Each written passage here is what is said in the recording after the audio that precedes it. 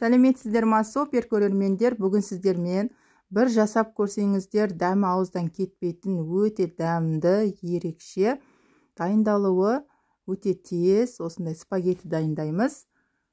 Ол үшін бізге тауық еті, осындай спагетти, сосын бір помидор, бір пияз, бір қызыл, бір жасыл болгарский, 3 штук чеснок қажет, 150 грамм сыр, 2 ас қасық томат пастасы, 1,5 ас қасық соя, универсал приправа и қажетінше тұз қажет. Сосын 2 ас қасық пісте май.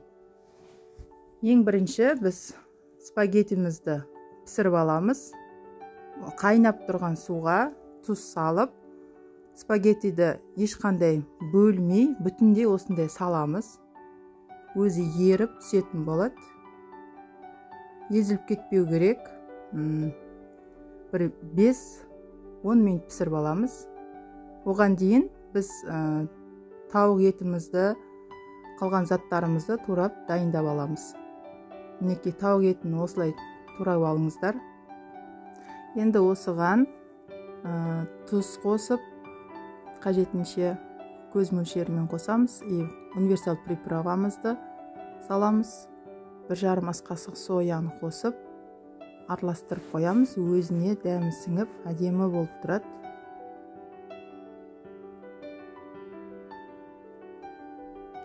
Енді пиязымызды дәл осылай турап аламыз, жіңішке етіп. Болгарскийімізді де осылай тураймыз. Барлығын бірдей етіп тураймыз.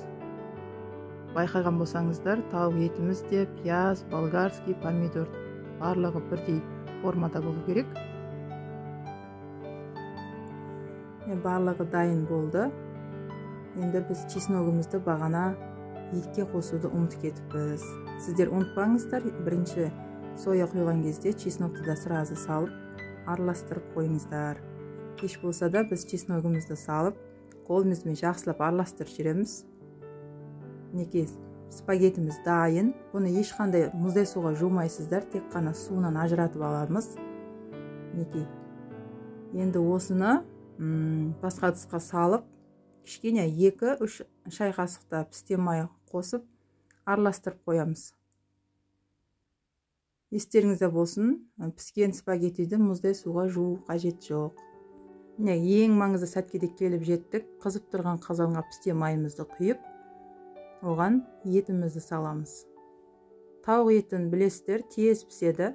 Оны езілтіріп, қатты қуырудың қажеті жоқ.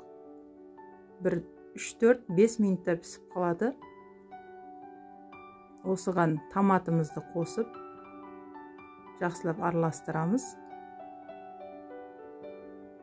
Мінекей тауық етіміз пісіп қалды. Енді үстіне пиязымызды қосамыз. Көкөністерімізді салған кезде көп қатты қызартып қуырудың қажеті жоқ. Әрқайсысын 2-2 минуттан пісіріп алсаңыздар жеткілікті. Себебі біздің көкөністеріміз өзінің әдемілігін жоғалтып, езіліп кетпеу керек. Мінекей тұз салдық, помидор, болгарскийімізді салдық. 2 минуттан кейін үстіне спагеттимізді салдық. Міне осыны жақсылап араластырып, спагетти өзіне майды сіңіп алғанша ұстаймыз. Тағамымыз дайын. Қараңыздар, сырды өз қалауларыңызша қолдануға да болады, қолданбасаңыздар да болады. Менің балдарым сырды өте қатты жақсы көреді. Қараңыздар, иісі деген керемет, дәмді болып шыққан көрініп тұр. Міндетті түрде жасап көріңіздер.